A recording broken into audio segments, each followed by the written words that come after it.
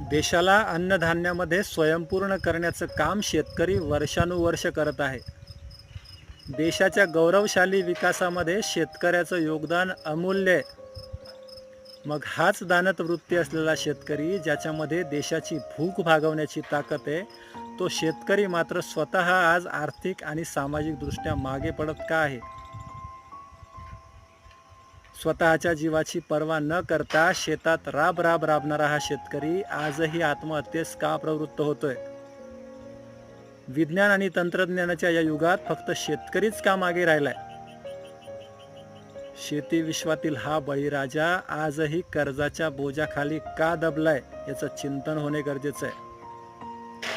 ज्याच्या भरोशावर देशातील 80 कोटी गरीब जनतेस मोफत राशन दिले जाते, तो मात्र 2000 रुपयाची मदत रूपी भीक स्वीकारण्यास आज लाचार झालाय.